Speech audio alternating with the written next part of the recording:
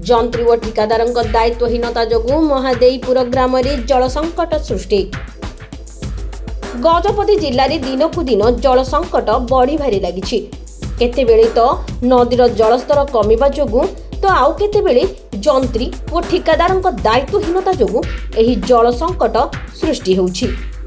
एभली एक दृश्य देखा मिली गोसाणी ब्लॉक अंतर्गत बोड़ गोसाणी पंचायतर महादेईपुर ग्राम रे। एही ग्राम रे प्राय 100 परिवार 500 ऊर्ध्व जनसाधारण बसवास करुछन्ते। विशेष करी ग्रामवासी वसुधा योजना रे निर्माण होइथिबा पानी टांकीर जल जोगाण उपरे निर्भर करिथांती। एही पानी टांकीरु प्रत्येक घररु टांकीरु पाइप जोगे पानी जोगाण हेउछि। किंतु गत किछि वर्ष ହେଲା गोसाणीरु गुरांडी पर्यंत बारंबार रास्ता निर्माण चालुछि। एही रास्ता निर्माण पाई बारंबार खोलाखोली हेउछि, जहा फल रे कि रास्ता दे जाइथिबा पाइप गुड़िक केते स्थान रे खंड खंड तो आउ केतेक जागारे फाटी जाउछि, जाद्वारा कि घर गुड़िक जल जोगाण होई पारु नाही। रास्ता काम करुथिबा ठिकादार और तार निरीक्षण दायित्व रे थिबा जंत्रीक दायित्वहीनता जोगु एभली समस्या उपजुछि। सेहीपरि ग्राम रे वसुधा योजना रे निर्माण होइथिबा ओवरहेड टांकीरु पानी गळुछि, जहा फल रे टांकी रे थिबा पानी गळिबा जोगु नष्ट हेउछि, जहार कि कुपरिणाम महादेईपुर ग्रामर विभिन्न साहिर लोकों को गत किछि वर्ष ହେଲା भोगिबाकु पड़ुछि। एने ग्रामवासी बड़ गोसाणी सरपंच और ब्लॉक प्रशासन निकटरे गुहारी करिसंती, किंतु सेमानंकर एही समस्या प्रति केही दृष्टि देउनथिबार ग्रामवासी अभियोग करिसंती।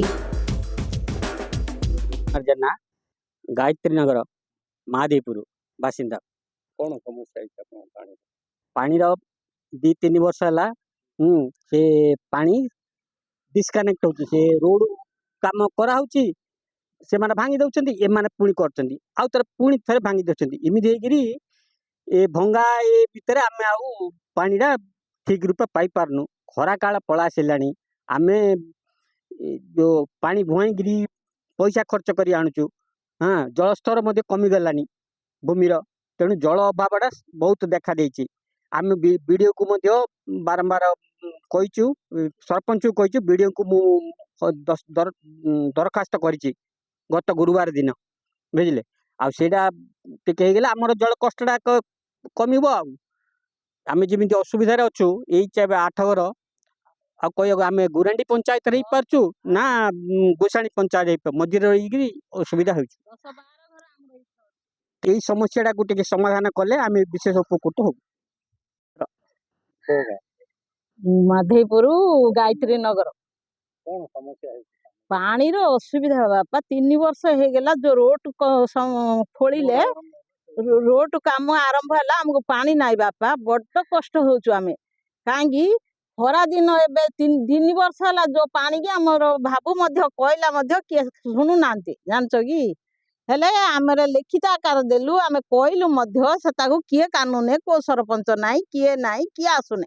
आमे बेसी असुविधा होचु पानी की मां माने जानचो की। केते वर्ष होला? 3 वर्ष हे गेला। ये जो रोड काम हला, रोड खोलुचे, रोड पकोचे, रोड खोलुचे, जो असुविधा कहवा को नाई सेतबेले हला। आमे पानी की असुविधा ये पाइप रु मारी मारी नोचु कष्ट रे जाईगिरी गाधुआ पाधुआ कथा कथि सबु हबार कष्ट। पानी दा कष्ट नाई की सेति जगु दौ नांती बापा।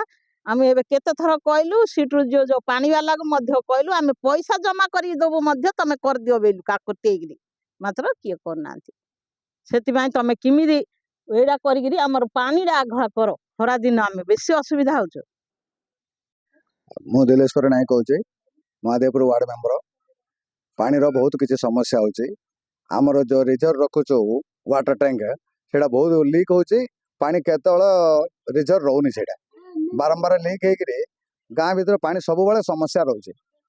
सेटा को जेमिति हेले आपण एडा करिगिरी ठीक करिया पे चेष्टा करंत।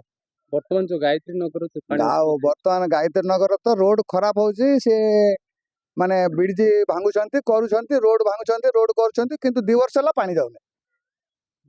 सेति तो बारंबार आमे पंचायत को मध्य कहलो, ବ୍ଲକରେ ମଧ୍ୟ କହିଲୁ, ଆମର ଜେଇ ମଧ୍ୟ କୁହାହେଲା, ସେଇଟା ହଁ ଆଜି ଆସୁଛନ୍ତି କାଲି କରୁଛନ୍ତି ପରଦିନକୁ ଭାଙ୍ଗୁଛନ୍ତି, ସେତିକି ଆଗ ହଉଛି।